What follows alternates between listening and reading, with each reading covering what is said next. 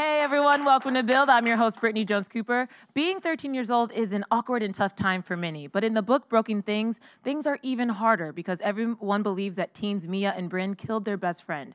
The problem is, they didn't do it. 5 years after the murder, the two friends come back together to finally find answers. It's an engrossing psychological thriller with a killer twist. Please help me welcome New York Times bestselling author Lauren Oliver. Thank you. So glad you described the book because I don't know how to. Okay, so I described the book, but maybe can you take us through a little bit of the plot? Because I don't want to give away any spoilers. Yeah, the book, I think, I don't know if you remember this, but the book is actually loosely inspired by the Slender Man case, which was a notorious case from that kind of gained notoriety around 5 years ago. I think the girls were sentenced this year, in which these three teenage girls became obsessed with an online meme called the Slender Man. I'm still to this day not quite sure what it is. Terrifying. It's just creepy. It's just creepy. Yeah. And, you know, it was interesting. I was really interested in that case.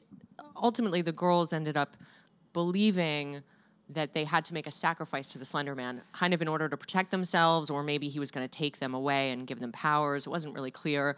They both knew it wasn't real, and they fully believed that it was, which is, for me, kind of one of the paradoxes I wanted to explore in Broken Things.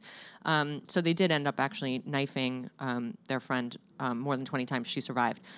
So Broken Things was based off that very light topic.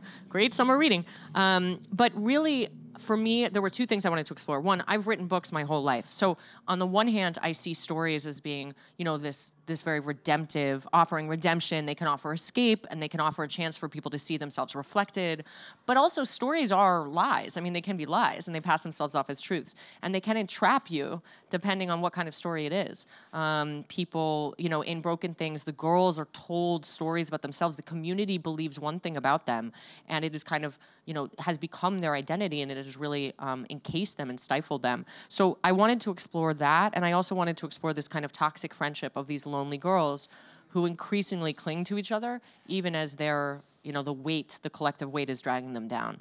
And that toxicity is something I think a lot of, you know, 13, 14, 15-year-old girls can relate to. So Absolutely. It can be very confusing. Yeah. In order to do the book, you almost had to write another smaller book inside. Yes. Love, Lorne, Yeah. which is sort of their book that they're sort of, they say with. inspired the murders and all of that. Yeah. So what was that like? Because you kind of added extra work for yourself. Right, although it was really fun. So the girls in Broken Things, they're not obsessed with a meme. They're obsessed with this kind of like little-known, obscure fantasy book, and it's not even supposed to be a good fantasy book, which I did deliberately to recuse myself of the responsibility of writing a good fantasy book. But I mean, I've never written with those kind of tropes before. I mean, there's like, you know, whatever, fairies in it and things like that, so that was kind of pleasurable. And also, I didn't have to have any narrative continuity because I'm just excerpting from it. So if I actually had to string it together into a story, it would be a mess. But it was really interesting to start to... The most interesting thing was to really unpuzzle how their fan fiction that they were writing, how they would have kind of been reflecting their actual real-life experiences in their work, because I know as a writer that is what you do, but it's not a one-to-one equation, right? You're not like flattening your ex-boyfriend onto a page and putting I mean, maybe some people do, I don't. So that was kind of a challenge. But it really, you know, it was a book that I didn't realize when I started writing it how much it would ultimately be about my ambivalence towards fictional worlds and fictional stories, because as somebody who's made my life inside of them, I hadn't realized until I started writing that brings its own kind of alienation, its own kind of detachment from the real world. As you mentioned, you've been doing this for a while, and I could tell almost immediately your expertise because the opening sentence in this book is so phenomenal and like really sucks you in immediately. And then of course the first chapter kind of sucks you in even more. But I always wonder, like, as a writer, how many times do you have to rewrite that first sentence just to get the right tone? Yeah, you know, it's interesting because I actually feel that first sentences, that usually comes, I don't know if this is typical for everybody, but, you know, usually when I have an idea for a book that I want to write myself, because I also have a company that helps other writers write books and develop books. So I often have ideas that I know would make good books, but I don't have any desire to write them. And the difference is that I can't hear the narrator speak. I can't hear it. So first lines are usually the thing that actually I hear the most easily, because it's the thing that draws you as the writer to a story. It sounds really weird and a little bit creepy, but, you know, there is a way in which when a story is working, when a book is working, it does seem to take on a life of its own. You don't feel fully in control of it. Like there's a whole part of Broken Things I didn't actually know until I got there what had really happened that day in the woods. Like I knew who'd killed Summer, but I didn't know what had happened between the girls. And so when the girls were walking up, there's a part where they're walking up and they see Summer holding something, and I was like discovering it with them. So, and I was appalled, by the way. I was terrified. It was the only time I've ever been scared while writing a book myself. So that is very strange. I don't know how that works. And the major theme of this book is death, and that's something that you've written about in some of your other works. I also see it a lot in young adult novels. So what is it about death in teens that is so kind of interesting and fun for you to write about and play with?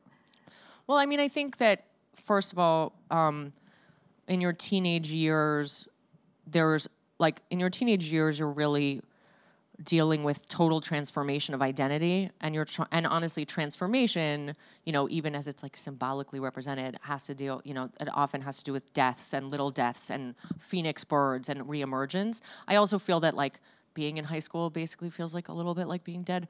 Like, and obviously at the time, everything you're experiencing, there are so many new things you're experiencing, and everything is very visceral, and everything feels very critical and urgent. But I honestly think the teenage years are the first time that you as an individual are trying to make assessments about A, who you are, B, what the world is like, what you can trust, where you belong, all of these huge seismic decisions. And so I think that there's, I just think it's a very weighty time. And people associate teenage years as being like, flighty, and teens are, only preoccupied with really shallow things. But actually it's like the only time, the rest of your life actually is much more typical of that. The rest of your life, you're basically dealing with like how to pay a mortgage. What could be more shallow, right? But there in teenage years, you're trying to figure out who you are, and what matters. And you speak to them finding out who they are. And I love the kind of exploration of sexuality that you put in for the characters too, because again, that is a time when kids are really figuring that stuff out, and it's not always clear cut, and having to deal with the pressures from teachers and students saying things about you. So why is that something that you thought was important to put into your characters? Well, I mean, I think that there's, first of all, I mean, in all of my books, I really try to have representations of females in particular that are really nuanced, and that show, that show the failure. I think that there's been a failure to totally adequately represent girls and girlhood, even in this country. And we certainly have problems with female sexuality and representing it. And I think both for sex and for love for these girls, it is complex. It is full of nuance. I mean, you can love someone who also terrifies you, and you can depend on someone and even feel protected by the same person who is subsequently scaring you. There's a tremendous amount of sexual feelings. I mean, when you're in love with your best friend, which, I have the same 3 best friends from when I was in high school, from when I was 4, and there is a level to which you are in love with them in every real way. They're not necessarily physical feelings, but where do you differentiate? Maybe sometimes they are. I mean, there's just a spectrum, and all these things are wrapped up together, and in these particular girls, they have no way of understanding these feelings and unpacking them. I thought you did a really good job at that female friendships are so close, but at this young age when you're still figuring out, it is confusing, and I think you really captured that really, really well with Bryn. Thank you. Yeah. So what is it about young adult novels that really is so interesting to you? Because you've written multiple, the Delirium series and all of that. What is it that keeps you wanting to stay in this genre and write these stories? That's a good question. I mean, I think that part of it is, I'm really interested in questions of identity, and I'm really interested in questions of how you become. I think, I had a writing professor once who said that all writers only care about like basically one theme, but they just write them over and over. And a theme that really resonates with me is, people on a path to discovering, people who believe that there's something very damaged about them, and must come to realization that not because things change, but because, but they realize that, look, either everybody's damaged or nobody is, right? That there's nothing totally intractable, that there's nothing that can't be healed, that there's nothing broken about them. And that just is particularly suited to young adult literature. I think middle grade books are about kind of like what the world looks like, what evil is, what good is. Teen books are about who you are, like who am I, and then adult books are about like why it matters, right, and whether it does. And I've written in all of the genres, but again, I mean, I think that there's something probably that has helped me writing all these books also find and re-securitize my own identity. Yeah. And I think too, as an adult reading this book, I have this like clarity of like, yeah, I can see this versus when like maybe a 14-year-old's reading it, they're going to view it differently. So I think that's something I find cool about the books is that as an older person, I'm able to sort of like process things differently. Yeah, and, yeah, totally. Kind of relive those years, and it's kind of fun. Yeah, and I mean, I think that people do. I mean, the teens and I mean, first of all, it's cute because like a lot of them will read it with their older sisters or even with their mom, and I'm sure they're bringing diverse experiences. But that's part of the magic of books, which is like you're literally not seeing the same thing. Mm-hmm. The characters even look different for you. Somebody asked me if I cast books in my head, and I was like, I have no idea what my characters look like. I mean, I really don't. They look like people in dreams, right? So you know how in dreams you know who they are, but you can't see their face? Mm-hmm. That's what it looks like when you're writing to yourself. So but the reader animates it from their experiences. And that's why they feel like living things that require the participation of the reading. That's what I mean, I'm such a geek. I could talk about this forever. All right, I'm done. It's so funny you say that because when I was reading this, I had recently finished Sharp Objects, and the little girl, Amma. Wait, the TV show? The TV show. I read the book as well. I did both. But the most disturbing book of all time. I love that book, but the most disturbing book of all time. People are like, the show is dark. I'm like, the book is darker. Way darker. Yeah. I know. Agreed. Brilliant, but yeah. But the little girl who plays Amma, I was like, oh, she could play Summer in this. Like, I saw her. Right. I haven't watched a TV show. Yeah. I can't. That was the only time I finished a book. I hate it when people conflate the author and their subject matter, but it was the only time I finished a book where I was like, what is wrong with this woman? And I Googled her, and then there was a picture of her with like a golden retriever and like her husband and Tao-headed kids. I was like, how? But it's amazing. Anyway, that's a great book. You should also read that. It's a great book. Yeah, it's a really great book. I'm interested in your process because I saw your first book was published in 2010. Mm-hmm. And since then, it's like you have been writing non-stop. And as somebody who is just chronically a frustrated writer, I'm always really intrigued by people like you who are able to just really focus and sit down and get it. So what is your process like, and how do you sort of make yourself write or get through those tough days? Making yourself write is literally everything. I love writing, but people have to understand I almost never want to write. I would almost always rather be doing anything but writing. It's so weird. I mean, once I'm writing, sometimes it's pleasurable, right? Sometimes it's easy, very rarely, probably 2 days a month. Most of the time it's a mix. But writing is I think that learning to write is learning to tolerate being bad at something that you love. And so fortunately, I started writing daily from when I was so young that it became just a practice that honestly is now almost I get like physically ill if I don't do it. Not that I won't procrastinate through most of the day, but around 3 p.m. if I haven't done any writing, I start getting twitchy. And my father always said, my father's a nonfiction writer. He writes nonfiction books about crime, actually. But he has written every day of his life because he's worried that if he takes a day off, it's going to feel so good that he'll never write again. And there's some truth to that. But I also think it's important that as people get older, the trouble is with people who want to write, they have expectations of what they should be able to do because they're very smart, because they're eloquent, because of this. But they don't understand that it's literally just tolerating the fact that 99% of what you put on the page, and I'm talking sentence by sentence, is horrible and it's embarrassing and you can't believe it and it's nauseating and then you just rework it. So I mean, honestly, it's such a boring answer, but it's like practicing being frustrated and bad at something you really want to be good at. You know, that's writing for you. So I'm going to try. Yeah, you should. But I also always say, I just talked about this, because the thing I love about writing is that there's no time limit on it. Like, in fact, as you get older, unlike some careers, obviously, there's actually benefit to the experience and wisdom you have. You don't have to have a degree. You don't have to have fancy equipment. All you have to have is a story. And literally every single person has a distinct story. And that I think is really meaningful. But I also feel metaphorically like the other thing that's hard is taking time to do something every day that you don't think may ever turn into anything. And by the way, people will not be supportive. You will not hear that from everybody will be cheerleading you. Nobody will do that. And so taking time to say, well, I have a job and this thing matters, and just taking time for yourself to say, like, this may never go anywhere, and I'm still going to insist and demand on it every day.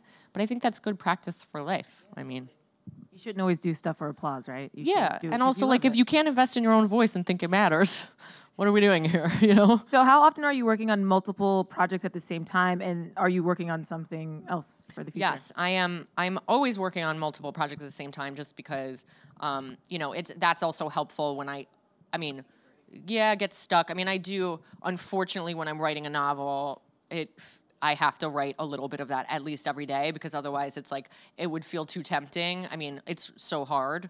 But I do often do fun writing and also just brainstorm new stuff. I'm working on a TV show. Actually, we're filming. I just came off set that I created based on one of my books, and I am working on a novel now, and I'm very, very excited about it. And it is called What Happened to Lucy Vale. Cannot wait to see what happened to Lucy. They can't either because they don't know. Yeah, I can't either. I also don't know. Yeah. You'll get there. Let's go to the audience really quick for some questions. Who do we have first? Hi. So I'm actually a creative writing major over at NYU. So like one of my problems when I like start writing is just that very process of like how to start writing, and like I'm just wondering if you could give some insight into like what's like the first thing you actually do? Is it like character? Is it structure? Is it? Or do you Definitely just not do- structure. You have to write your way in a little bit, right? You have to hear it. It has to start living for you. And then I do think taking time away from, I mean, look, and also if it's a question of how do you kind of generate ideas, I mean, you should be doing flash exercises where you have to write 24 sentences based on 20 random things you see. Because also part of it is, again, writer's block happens when the critical voice overwhelms the creative voice, and it's when you're already judging something as though it's for posterity, right? So I mean, really untethering yourself from that brainstorm, and then just kind of letting it go for a while and seeing which one kind of compels you and lives and starts to take shape. I write usually 10 to 15,000 words, maybe more, before I even start thinking about an outline. Then I do personally need to outline, because otherwise I will write a 600-page novel in which not a single interesting thing happens, but there's a lot of trees, and they are beautifully described. I have written that book before in graduate school at NYU. So I would say if you're having trouble starting, you have to, tune in a little bit better to that voice and just start a bunch of them in a row, right? Like every day, start 20 books. And then pick from them and work them a little bit more and work them a little bit more. And once you get one that's kind of taking off, then you can think about structure. Thank you. Next question. Hi. So clearly the dynamic and relationship with the girls in the book is very important to like the central plot. What was it like for you kind of finding that correct dynamic for them? It's weird because, again, I mean, first of all, it was partially a reflection of, and I have very deep, meaningful, and very, very, very healthy, fertile relationships with a lot of my girlfriends, but I did have a relationship. I was best friends in high school with a girl in whom we basically refracted each other's unhealthy behaviors. We bonded over we bonded and amplified, not from malice, not from any ill intent, but we kind of saw ourselves in each other, but as a result, it just was like an echo chamber of unhealthiness. She did not survive. She killed herself. And I have, I was conscious of that and of her while writing this book. But even that, I mean, again, one of my favorite quotes about writing is that the only criticism you can level against a book is if it fails to live. And as you get more tuned in to your voice or whatever, the funny thing is your voice starts to feel external in a way. Like the girls' characters end up kind of introducing themselves to you. I know it sounds super cheesy, but like it is true. You kind of know them at the start, and you're in conversation and dialogue a little bit with them on the page, and then you start to think like, oh, they wouldn't say that, or this is how it works. I mean, it does feel like they're taking shape somehow outside of you. So it wasn't conscious. It was pulled, but I mean, also, you have to, as a writer, you have to actually be interested in other people. Like, you have to actually pay attention to how people behave. So it was a reflection of, I'm sure it was a long, as much as I say it seems like something external, it's a long kind of accumulation of experiences I've had, things I've seen in other females, things I even was inspired by in the Slender Man case. You know, unsatisfying answer, but that's the truth. I think that was a wildly satisfying answer. I was just listening very to you positive. talk, and I was like, yeah. And then I'm Should we just do a writing course? Yes, Yeah. I mean honestly, but it made me think of the dynamic of the girls and how they each dealt with the grief and the aftermath of the tragedy, and what you're saying really kind of connects to that. So when you read the book, that will make even more sense. Yes. Definitely. Yes. Yeah. Well, I could probably talk to you for another I mean, hour we about should, writing because and let's this do. I know, book. me too. But if you guys want to go get Broken Things, it's available now wherever books are sold, guys. Give it up for Lauren Oliver. Thank you.